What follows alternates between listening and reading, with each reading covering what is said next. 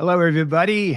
Happy to be with you all, whatever time of day it is. We've got a talk today that is more of a dialogue than a talk, and it's going to focus on how do we bring together all these varied elements of Office Shock? How do we bring them together? And as most of you know now, having heard some of our earlier sessions, and many of you have read the book Office Shock is abrupt, unsettling change in how, where, when, and even why we work. And this morning, we're going to try to pull all the threads together and link them to the current marketplace, what we're seeing out there. It's been now almost 2 months since Office Shock was released in January of this year. And I'm joined by Ibrahim Jackson. Ibrahim is based in New York and is focusing on diversity and inclusion. Some of you met him in an earlier episode with my co-author, Joseph Press. Ibrahim, could you just do a quick intro and then we'll jump into the conversation? Absolutely. Hello, everyone. Ibrahim Jackson, founder and CEO of Ubiquitous Preferred Services, Inc. We focus in on building belonging organizations, primarily working with large-scale enterprises to help them on their diversity, inclusion, and equity and belonging journey. Great. Thanks so much. And Ibrahim worked with us closely on what we call the spectrum of belonging, and we'll go back and talk about that in more detail. I'm also joined by Simon Davis.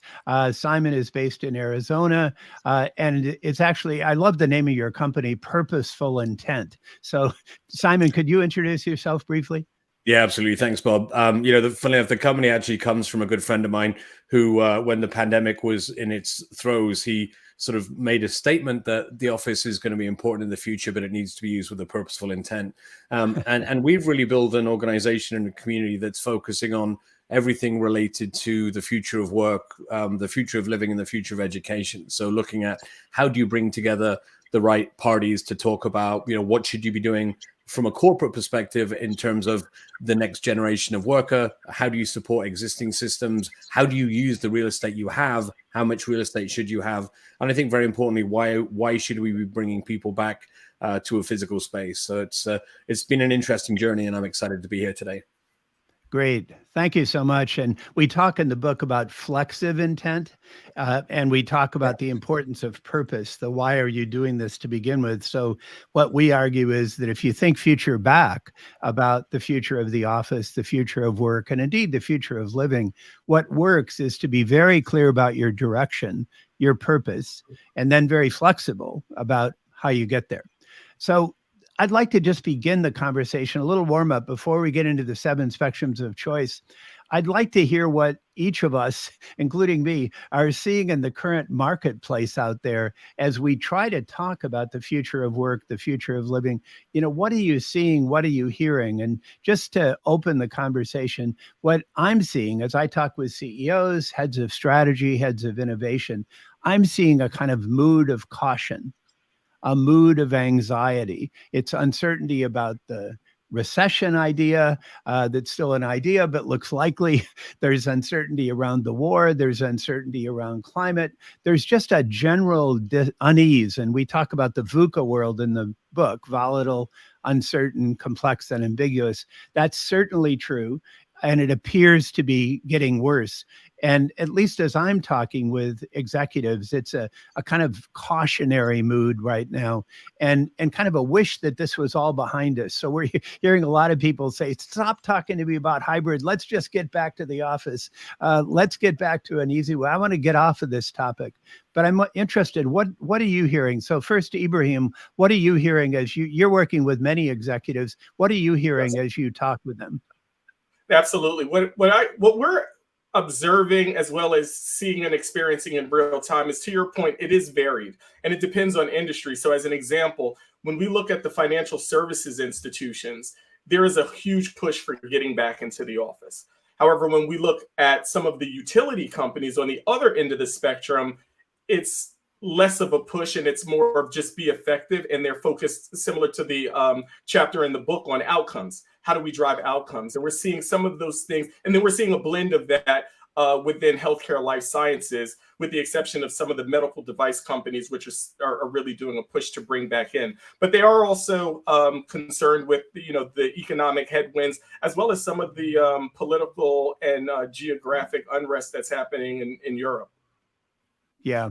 Yeah, exactly. And, we're based in Silicon Valley. So certainly the tech layoffs and the Silicon Valley Bank kind of thing has been a big disruptor. And again, a big kind of cautionary note, but it does vary a lot from company to company more. So Simon, what are you seeing just as you're working with senior executives in your world? Yeah, I mean, I think we're certainly seeing on the, let's say on the negative or on the cautionary side, we're seeing probably a 30 to 50% fall off in the portfolios of financial institutions and technology companies from where they were pre-pandemic. We've got about $1 trillion of debt coming due in the next 4 to 8 quarters, which is a scary thought within the property space. And we also see across last year about a 27% utilization of space. So for me, that's the negative side. The positive side, I think, is more grassroots. I think people have, especially in the US, frankly, where we have had a culture of being first in, last out of the office. You're a champion if you don't take your entire vacation. I come from Ireland, originally lived in the UK, have done a lot of work in Australia, in places where they, in my mind, had a work-life integration way before we did. And I think the US is waking up to the fact that you can have that. And I'm seeing some really interesting statistics and data and studies around, the impact of remote, particularly on the familial unit, right? One in particular related to, single parent families and how much more they're able to do with their lives in a less stressful environment with the ability to be more flexible when it comes to the office. The big question I ask of everybody that we're working with is, why do you want to bring people back to a physical space? There's absolutely benefits when it comes to, collaboration, community, casual collision, and really capability, right? The things I can't do in my house because I don't have the equipment or I don't have the people. But I don't think it needs to be something that is mandated on a regular basis. We're seeing, frankly, mandates don't work.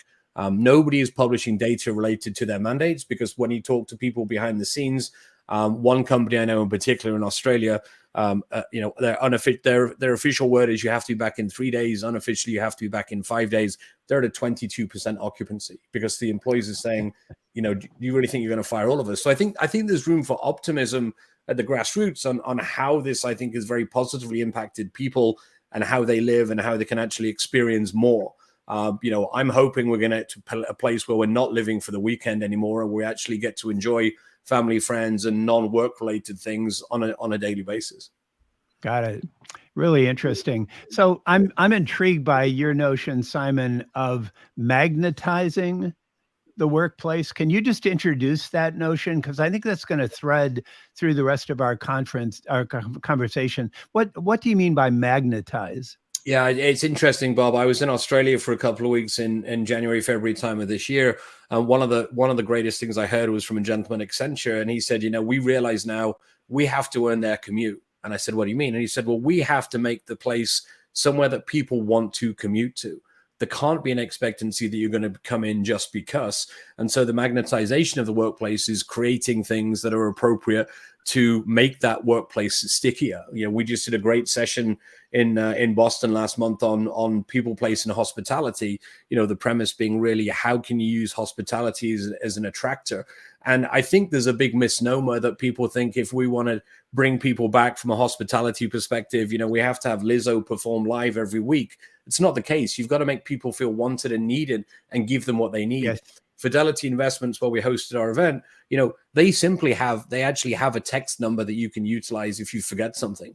And it's things like, I dropped my coffee and I need a stain stick, or I need a Band-Aid for my heel, right? It doesn't have to be costly, expensive things, but it has to be things that make you think that when you get to the office that, you're a part of it. And I think that's the magnetization, right? The stickiness. Got it. I love that concept. And Ibrahim, you've got a magnetic concept yourself. When you talk, you often say diversity is the easy part, and that's another thread that we're going to be pulling through this conversation. Can you define that for us? What do you mean when you say diversity is the easy part? Absolutely. Well, diversity is the easy part, meaning that, listen, we are all unique individuals. And while, yes, there's an issue in many organizations of having the let's say, appropriate balance of diversity within their institutions, the finding the people is the easy part. It's the retention piece where we see some of those challenges. And when you think about what Simon just said, make it more sticky. What I heard was, how do you create that sense of belonging? The sense of belonging is saying that I care about the most important assets within my organizations that actually produce the best outcomes within an organization. Something that we also have to think about and take into consideration anytime we're speaking about space is that whether it's the physical space inside of a commercial piece of real estate, or if it's the virtual space where someone is operating remotely, we have to make sure that we're being considerate about the potential in-group biases that we create. How many times have you sat in a conference room and everyone in the conference room is having a conversation, and then you have some people who are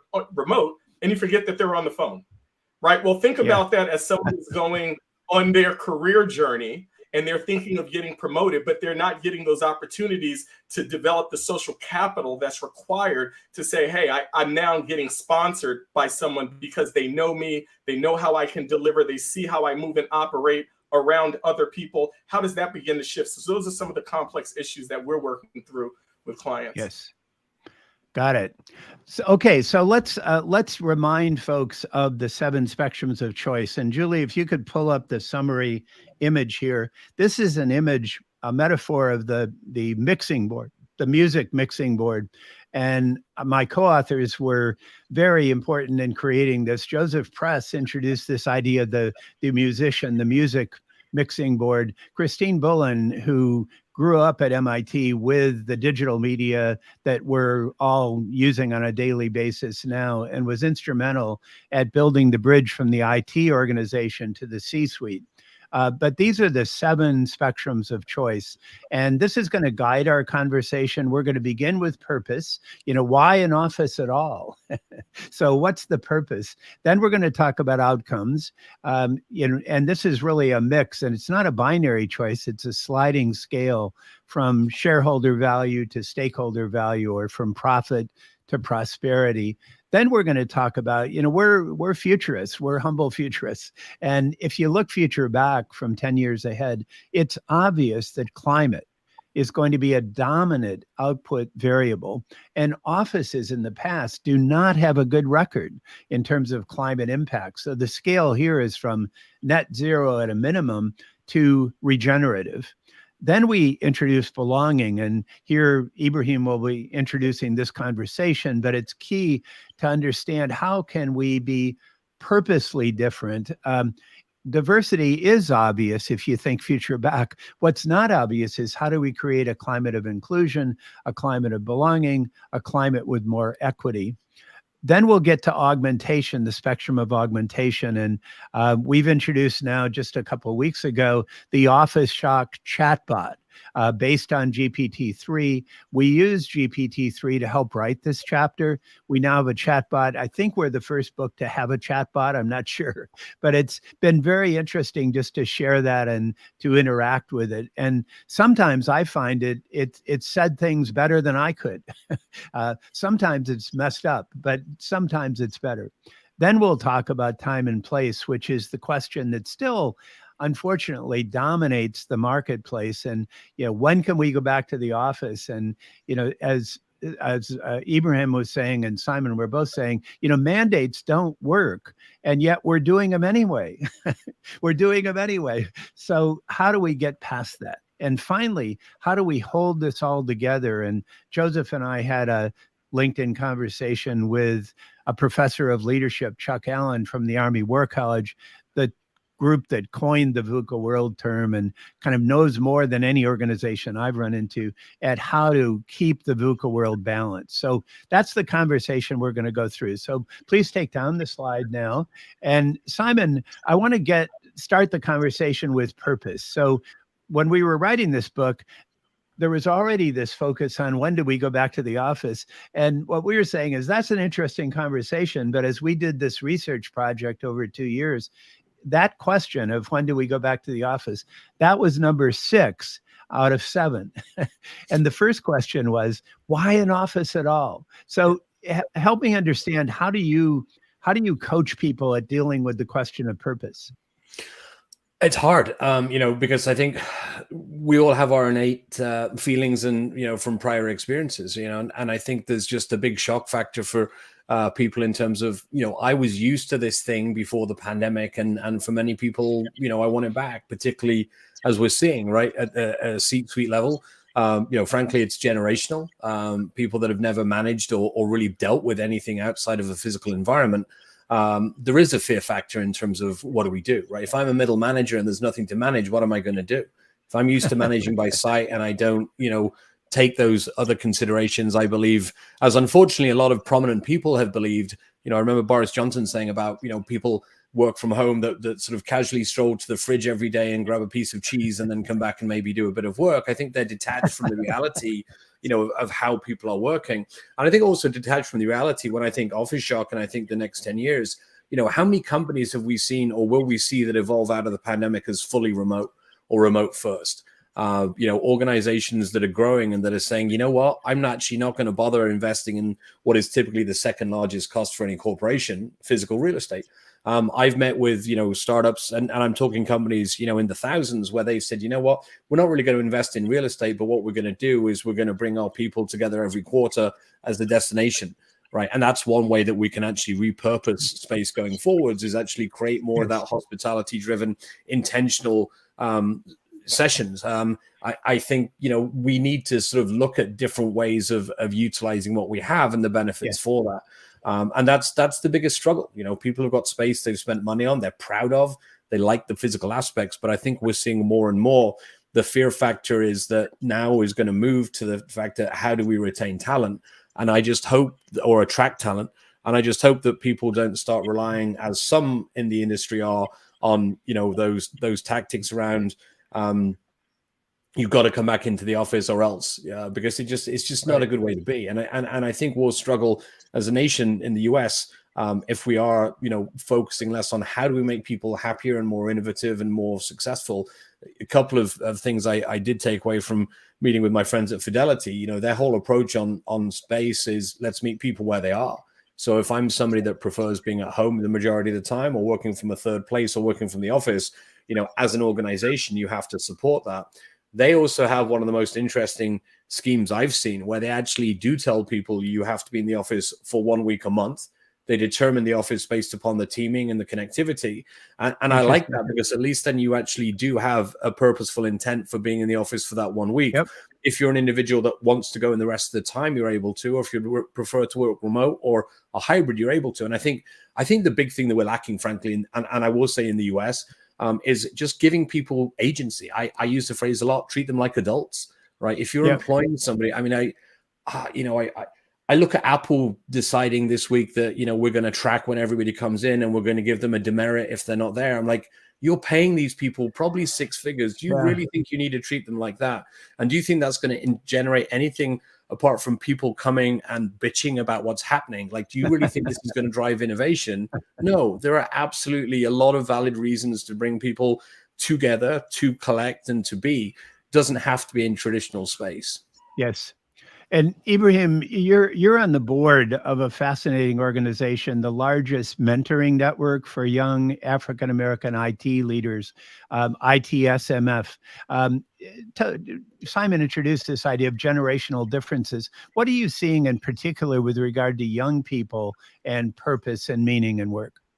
Absolutely. Well, what I'll tell you is that ITSMF, as you and I know, is just a great organization, and that's why I was honored to be put on the board. And what I'm seeing across my colleagues, and which are in a similar age group, we're sort of in between, where we understand. Listen, we understand the intent and purpose behind being inside of an office, as well as the flexibility of remote. Now, granted, we've been in technology, right? So we've been using VPNs and all these other things so that you can have more flexibility when working. And Earl Newsom, who I always quote, he said to me, Ibrahim, work is something you do, not somewhere you go, right? And that's always been the mental model sort of for the technology. At the same time, when you move outside of the technology group, you begin to see that, yes, there are certain aspects of your business, like, when you're doing creative and you want to collaborate, yes, there are these platforms where you can do shared platforms, et cetera, but it's a difference when you're inside and you have these sort of tactile touch points with different objects in a room to actually create something. I will tell you the younger generation, from what I'm seeing right now, is that companies have to be more purpose driven for them to even desire to work for them, let alone be in your space, but to work for them as well as to be consumers of whatever their products, goods, and services are. So that's something that's interesting. And when you look at those who are in the 22 to 26 age range, who have had a big chunk of their career, hampered by a pandemic, they've learned a new working style. They adapted quickly. They're not like some of us a bit more tenured, I'll use that, individuals who have had those 1920 Henry Ford practices of 9 to 5, right? And then what we also see is that with some of the in-office workers, that historically in-office workers, what they preferred was to be able to say, when I'm in the office, I'm on; when I'm out of the office, I'm off. Right, and there was a delineation between when you were at work and working versus when you were not. Now that the lines are blurred, we begin to look at some of these concepts around well-being and wellness and the importance of it, because some people also feel like they can never turn off, and that's part of what we have to help companies work through. So one kind of new piece of data that came out during COVID that is obviously arguable, but I just wonder how you guys react. This came from the Blue Zones Project, and the general finding was people who have a sense of purpose or a sense of meaning about work are happier, they're healthier, and they live up to 7 years longer. People who are purpose-driven and work for purpose-driven organizations are happier, healthier, and they live up to 14 years longer, and the companies perform better. Do you believe that? So, Ibrahim, do you believe that? I certainly do. I mean, if you look at Patagonia, you look at what Starbucks are doing, just to name a few of the companies who are purpose-driven companies who have become these B corporations that are focused on, better societal outcomes. Absolutely, because it's coming from a place of passion, right? It's not you being a cog in a machine and delivering on an outcome, but it's more of, this is my life's purpose. This is something where I'm driving better outcomes. So that's what we're seeing in within the industry and some of the companies that we're working with. Got it. Simon, maybe Simon. Yeah, no, I certainly agree. I mean, I think having that frame of reference, having the desire to get up every morning and do something because you believe in the mission is massive. And I'll correlate to the other way. The amount of people I personally knew who left Twitter the day that Elon Musk started because they didn't like what he was purporting to make the company was incredible. I don't think he realized that he had this idea of firing a certain number of people, but he didn't realize the people that were going to leave because of him. And I think it's a very visible example of, those people fully believed in the mission of Twitter and what it was doing. They'd been there for years and years, but a sea change in terms of how they were dealing with things made a lot of people determine they wanted to move. I absolutely believe, and I've seen data around the fact that, happier people are more effective, they're more efficient, because it's natural, right? If you're enjoying yourself, if your mental state is good, then you are going to spend, I would say, more focused and purposeful time on what you're doing. And that's the important aspect. It's not how many hours you're churning in a day, because we've seen that, right? That people can be in an office and be extremely ineffective as well, right? Yes. The Sherpas are going to do it whether they're at home or they're at work. They know how to do it. And that's a management thing either side. So. Okay, so let's talk about the spectrum of outcomes. Now, the spectrum of purpose is about intent. It's about intent. The spectrum of outcomes and the spectrum of climate, which are both related, that's about results. It's the spectrum of results. And what we're talking about in the book, we talk a lot about this balancing of shareholder value and stakeholder value. We refer to a project at the Institute now that Marina Gorbis is leading on equitable enterprises. And how do we create equitable enterprises that aren't just rewarding shareholders, but they're rewarding society. They're providing that sense of meaning. So I wonder here, Ibrahim, first, as you think about the spectrum of outcomes and particularly the spectrum of climate, what I'm seeing in the marketplace is climate is now up in front, and companies are doing more than I expected, while governments are still puzzled and still not sure what to do and having trouble being organized.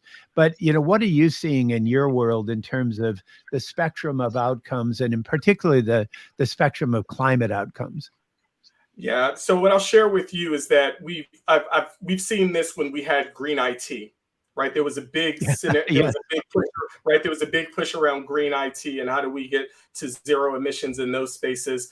When we think about many of the automobile manufacturers right now and what they're doing around, EVs, except it sounds really good. I think that we are going to have to double click a bit more because what doesn't necessarily get overly shared is how much it takes to actually create the batteries and how much emission we're actually producing and CO2 we're producing with those channels and means. So we have to really figure out what's our correct play.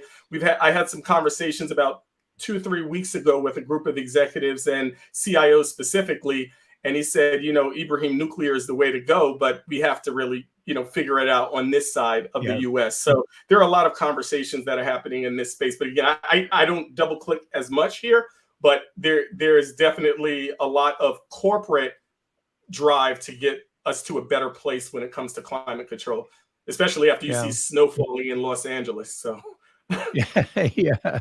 And Simon, I think your company is so much kind of in this space. I wonder, what are you seeing as you talk to people in terms of that spectrum of outcomes? Because it seems like the kind of conversations you're encouraging with your clients are really about this. What's the larger impact? Yeah, I mean, I think, we look at, I always love that alliteration, but sort of in that respect, we look at sort of really, 5 Ps, which is planet, profit, people, purpose, and place, right? They're the considerate parts for an organization that you really have to focus on, right? What are the different drivers that you're trying to achieve in each of those? I think, I use, and I think we will start seeing more, entities, right? The next generation, they look at a number of things, right? They look at the whole mantra, even from a diversity perspective. If you can't see it, you can't be it. First thing that people will do is they'll go and look at a company and they'll say, okay, I have a good friend in the UK who's done a lot of work in this area, and when George Floyd was murdered, a lot of people would go and look at the companies with the black squares on their Instagram and then go and look at the board of directors and it's 5 white guys. I think the same is going to apply when it comes to the planet. That we're going to people are going to be a lot more considerate about researching.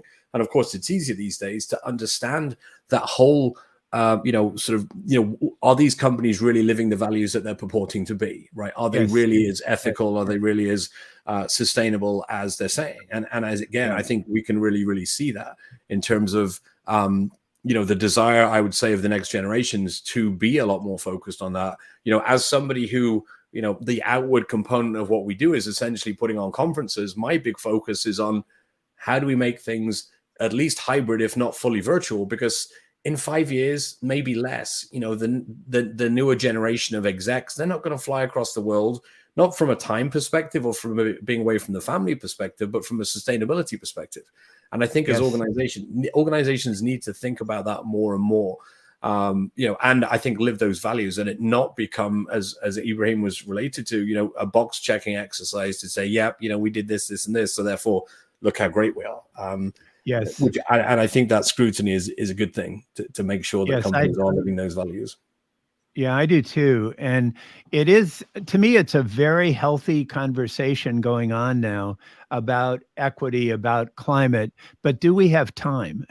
Do we have time? Is it going fast enough? Is it sincere enough? And here I want to shift to the climate of belonging. And Ibrahim, you worked with us on that chapter, and we worked with you on your very powerful model. And can you kind of kick off this conversation just about where does belonging fit? And particularly in an increasingly distributed world, that sense of belonging is sometimes hard to achieve, where, we do know from the existing research that in-person meetings seem to be best for orientation and for trust building, orientation and trust building. It seems like, in terms of creating a sense of belonging, it's kind of maybe more basic or more natural for people to begin with in person. But what are you seeing there in terms of how do you create a climate of belonging in an increasingly dispersed organization? So I'll share with you what we've done with several clients, and it was great during the pandemic because you were sort of forced into it. Companies were still onboarding new employees during the pandemic when they couldn't come into a physical office. And so the way that we look at fostering the sense of belonging within an org is to really still have those meetups. But what it really did was it created a moment for people to spend time being curious and learning more about other cultures. And that, I think, was really powerful for many organizations, because while many companies have had inclusion and diversity programs within their organization for a long time, it's been a sort of a nice to have, but didn't really get a lot of fanfare until obviously the events of 2020, as Simon mentioned. Companies now, in order to create the sense of belonging, have to make sure that they're they express and amplify, these are our values and these are our principles. And then you as an individual have to say, I'm in alignment with those values and those principles within your organization. Now, what this also means, and I share this with everyone, not everyone belongs everywhere. That's just the reality. I think Tim Cook says it best. He says, look, there are so many better places to work than Apple. He says that, right? And he's absolutely right. And you have to decide, is this the type of culture that I want to be a part of? Okay. And it may or may not be for you. So I think it's important that when you're creating a sense of belonging, that you still stick to your values and principles. That also means we have to have open and honest conversations in an approachable manner with each other. And then listen, these are companies. These are not your family, right? These are companies. I tell people, use the term family, say team, because sometimes you have to change jerseys, and that's just what happens, right? And so your sense of belonging may one day be with team A, and then the next day will be with team B. But at the end of the day, if you are having this purpose-driven life and you're thinking about prosperity and you're thinking about how you can have the best impact on an organization as either a leader or an individual contributor, you know, the key is to make sure that the values and the principles are in alignment with what you do and what the company has to offer. Yeah, that's really interesting. And it suggests that companies that have explicit, powerful, magnetic values are going to do better, because it's easier to belong as long as you share those values. But Simon, what's your build on this? No, I love that. And you know, Ibrahim hit the nail on the head, right? That not everywhere is right for everybody. And, you know, what I'm seeing and what I'm hoping to see more of is, you know, I think there's a shift to looking at sort of authenticity, both on the individual and the corporate level, right? You have to be authentic in what you're talking about and what you're doing in order to be appealing, right? Some people, you know, Jamie Dimon gets a lot of stick at the high level in terms of, you know, mandates and bringing people back. But if you look at a company like JP Morgan at a more detailed level, you know, they have 14 different types of workers. 25% of their staff never left during the pandemic because of what they were doing, right? And if you're of that mindset and that's what gives you your purpose, to be that person that goes in there and does that every day, great. That's perfect for you. It's not perfect for me. I would not thrive in an entity like that. And I think that's sort of the tie-in is important. You know, I have noticed sort of a couple of the comments in the comment board about sort of connectivity and loneliness and various other things. I'll say anecdotally, for me, pre-pandemic, I would generally have to meet somebody in person before I accepted a LinkedIn request. Now that's entirely flipped. Now I've got great relationships I've built over 3 years with people I've never met in real life. And I think, you know, the connectivity capability, if used in the right way, again, related to a comment on the board, you know, yes, you could have 5 people in a house all on different social media doing different things and not connecting whatsoever. Yes. You could have the same thing in an office.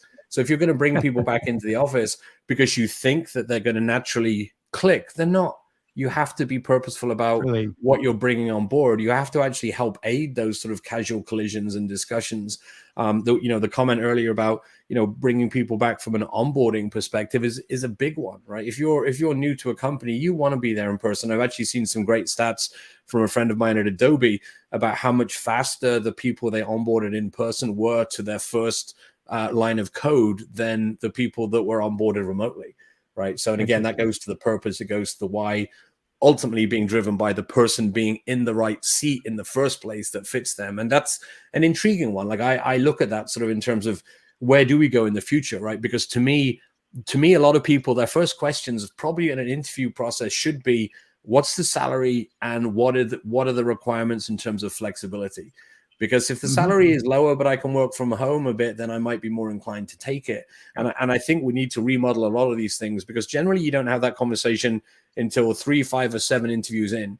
And to Ibrahim's point, if you're not a good fit for that place in the first place, then why is everybody spinning their wheels, wasting time, pretending to be nice like you're on a first date and then realizing this is not for me? There are ways that I think we can use tech to get to that no faster, even from a relationship perspective, to say, well, wait, does this fit my purpose? Does this fit my financial requirements and my own sort of social requirements? So if you think again about generational differences, I think young people are going to have a competitive advantage in this kind of world, because they're used to getting to know each other through digital media, particularly gamers, but also to social media to some extent in terms of orientation and trust building. So let's move on to augmentation, where again, I think the kids have an advantage.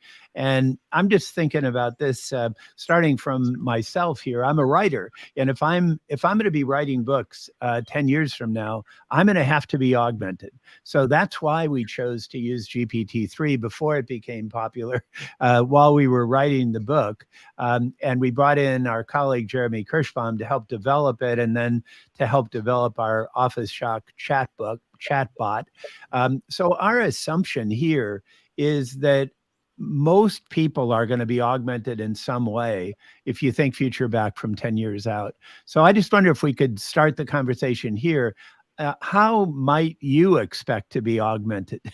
Each of you individually. I mean, you're both consultants and facilitators and thought leaders. How might you expect to be personally augmented? And I didn't warn you of this question, so this is a surprise. I like this question. So Ibrahim, how might you expect to be augmented?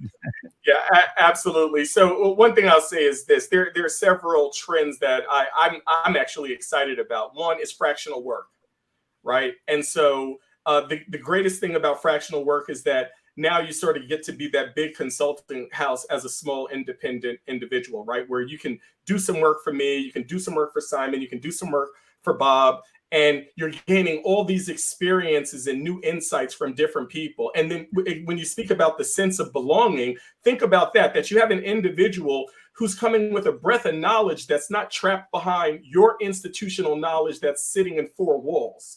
Right? They're actually out there saying, hey, I'm learning something from this research firm, from a healthcare life sciences firm, from a fast moving consumer goods firm, and they can be of more value because now they have more skills, more competencies, a growth mindset, as well as they bring new capabilities across. So I think that's really cool. I love that the creator of GPT said, we will adapt to AI just like we did the calculator. Right. And that's what I foresee happening as well when you think of us being in this state of a cobot. Right. If you use Chat GPT today, it only works if you know how to ask questions properly, because if you don't, it's almost as bad as doing a terrible Google search. Right. So I think there are so many capabilities that are out here in the market that will augment us, that will help us to be more productive, as well as move with speed and scale. So that's what we see happening. Got it. Simon, how do you expect to be augmented? Totally agree. And actually, funny enough, Ibrahim, we're a small company, but everybody that works for me is fractional. And I like that they're bringing ideas in from the other things they're doing. I also like the fact that I don't have to cover a full salary as we're growing as a company, right? So I think it gives entrepreneurs the chance to build something that otherwise they wouldn't be able to do. If you have to start a company and bring everybody on day one on full benefits, 40 hours a week or whatever that may be, it makes it a lot more difficult. So I love you said that. I think the whole AI discussion, I think, is a really intriguing one, because to me as a technologist, AI used in the right way can only help but augment people. I think the problem is people are having that kind of conversation now of saying, if we have 100 people and we use AI, maybe we can get rid of 10. And it should be saying, well, if we have 100 people and we use AI, how much more effective are those 100 people? And exactly. I think that's, it's going to be that kind of a tool that used in the right way and with the right capabilities, it will help you do those tasks a lot faster. Right. I have friends in the legal profession, a lot of them, and I talk to them about these things. And I said, look, it's not going to do away with your ability to go and argue in a courtroom about the specifics of a case, but it's going to be able to give you, a lot quicker access, as opposed to sending, a clerk down to the library to read Yes. 7,000 pages of articles about potential cases, right? It can Yes. get you to your talking points faster, and to me, that's where I see the benefit. I'm using AI in my real life. I mean, a lot of people don't know this, but there's an individual at my company, and her email is evie@purposeful-intent.com. Bob, you experienced this over the weekend because Evie is AI. And basically what I do is I send a message out and I say, hey, Evie, book 30 minutes with Ibrahim. And I don't see it again unless there's a problem or there's a meeting booked, right? Seems like a small thing, but I'm not having to deal with 3, 5, 12 emails right. to make that out. So I think there's going to be more and more technology out there that helps us be more effective, be more efficient, get rid of a lot of these sort of, picky little tasks that we can then do a lot better. Mm-hmm. And focus our efforts on things that are actually adding value and adding creativity. Yes, Bob, thank you. Let me offer this one point to what Simon stated, and hopefully this will help people to understand how technology evolves everything. I always ask folks who are sort of in our age range, I say, do you want the Pony Express or do you prefer Amazon Prime 1 hour? Because that's how things evolve, okay? Yes, we are going to see jobs change, so we don't have people taking care of ponies and horses anymore like they used to in order to carry mail. However, we have new capabilities, right? When we look at drone technology and the things of the like, all of those capabilities are going to add new efficiencies and levels of effectiveness to us that we haven't even scratched the surface on yet. So it's a great opportunity in time, but we do have to upskill ourselves. Okay, we can't think that what we've done for the last 25 years is going to continue to work for us. So we need new ways of working. I want to just add on to that, if I may, Bob. It's intriguing. The other day, I spoke to you beforehand, like a lot of my frame of reference is my 6-year-old. And the other day, I'm driving her to school, and often we'll ask Siri questions, and we start talking about ice cream flavors. And I'm sort of asking Siri about ice cream flavors, and my daughter said this thing which just blew my mind because it's so insightful. Because she hasn't had her creativity genes ripped out of her by formal schooling yet. And she kind of said, so basically what Siri can do is Siri can tell me how many types of ice creams they are and what they're called. And I'm like, yeah. She said, but Siri won't be able to tell me what they taste like. And then I sort of took that further, or like the experience. How does eating an ice cream make you feel, right? And I love that analogy when you look at things like AI. AI can give you all of the meat and bones about everything in the world, but it's not going to tell you, well, how do I actually apply this, value this, relate this? How do I use that emotively to get to a specific goal, right? Yeah, that's so helpful. And, that's why in this chapter, we called it the spectrum of augmentation. We don't use the term artificial intelligence. And we're going to do another LinkedIn Live session with Professor Tom Malone, who wrote the book Superminds. And we're going to go deeper in this topic. And what Tom says is the big story of the next decade is not computers replacing people, although that'll happen in some ways. The big story is people doing things with computers that have never been done before. And that's what's really, really exciting. So let's close the conversation about time and place and kind of agility. How do we pull this all together? We've got a fascinating question in the chat from Christine. And Simon, I'd like you to comment about this first. What are the creative ideas for using office space that you've seen? Because you're running these conversations for redesigning collaboration or even converting to residential. We have seen interesting studies in New York and other places about the possibility of converting offices to residential. It's not as easy as it sounds, but it's really interesting. But what are the creative ideas? What are just a few of them you've seen? And then Ibrahim, I'd love to hear the creative ideas you've seen, and then we'll close, please. I'm probably going to go a bit higher, Bob, because when I think of that question and just the various intricacies, I think back to my time a couple of months ago in Australia, right?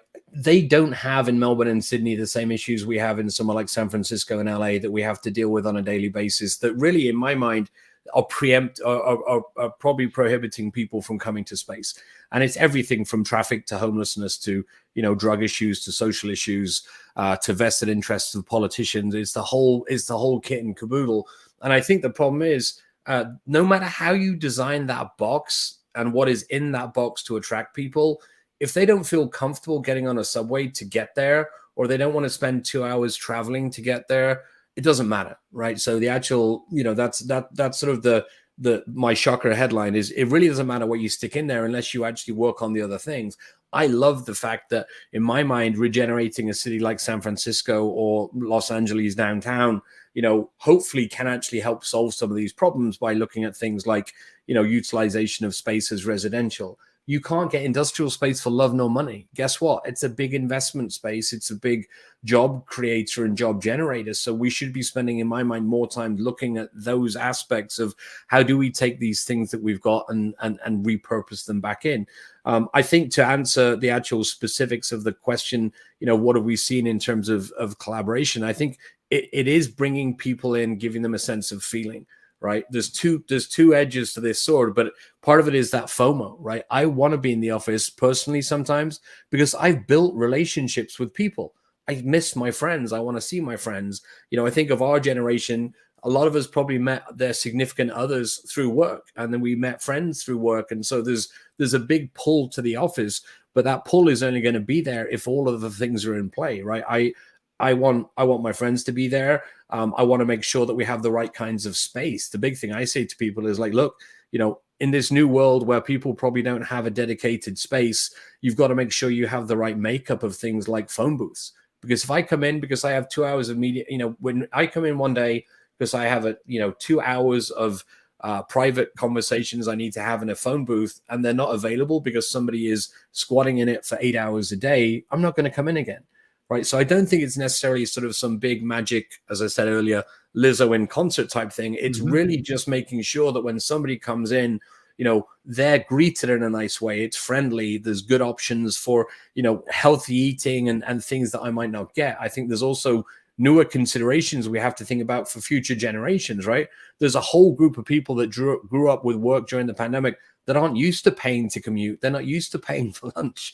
Right. So those things that to us were second nature are not, and actually come into the equation. I know of a company in New York where they offered everybody $75 a day extra just to come into the office, and people didn't, because some people like $75 in New York. That's not going to cut anything. Right. And I think there's so many different aspects, but I think creating an atmosphere almost of, FOMO, the fear of missing out, is important. But recognizing you're going to have people on your team that have JOMO, the joy of missing out, those people that like being in their office on their own, not being surrounded by people, potentially working at 3 a.m, slamming Red Bull, because that's how they like to work. And it's not a bad thing. Right. So, Great. So you're leaving us with the phrase, how to magnetize the workplace. Ibrahim, we're going to let you give the last word here. What are the things you're seeing? Yeah, this will be quick. Rather than what I'm seeing, let me tell you what I'm anticipating. The definition of office space changes. That's what Office Shock is about. The definition of office space changes. I mean, if you look at what Stanford is doing with the Human Interactive Lab and what they're doing with VR, I know we're trying to figure out the whole headset concept. And then you marry that with the next generation that has a heavy gaming community, et cetera. The interactions within the office change. The collaboration changes. I see some of the things that, Accenture is doing, and I hate using this term, but the metaverse, and how they're getting together and collaborating in these virtual conference rooms. Space is changing. So what we've looked at historically as physical, all of that begins to change. Now, we do have to create destinations. The same thing that's happening for corporate offices are the same things that are happening for large malls, right? And so we have to figure out, how do we attract groups of people together and say, okay, this, not only am I here to make a transaction or here to execute on a project, but what is it that, again, to go back to Simon's word, what's magnetizing the office that says, this is a place that I want to be? Now, for some folks, it's, hey, I need to escape my family, right? And that's the best place they can go without having to pay a premium. But yeah, that's what I see. I see the definition of office changing. Great. Thanks so much. And in the Office Shock book, we talk about office, the noun, office, the place, officing, the process, the ways in which we work together, and the office verse, which is that kind of anytime, any place archipelago of possibility. And that's clearly what we're moving toward, this mix, this blended reality of physical buildings, of virtual connectivity, and it all links back. it all links back to meaning, and it all links back to purpose. So thank you so much, Ibrahim. Thank you so much, Simon. Let me just say thanks for my co-authors, Joseph and Christine. This is really interesting conversation, and it helps all of us integrate what's going on in this kind of wild and crazy VUCA world on the outside, and linking that back to figuring out how to create better ways of working and living. Thanks very much. Thank you. This was Thank great. you very much.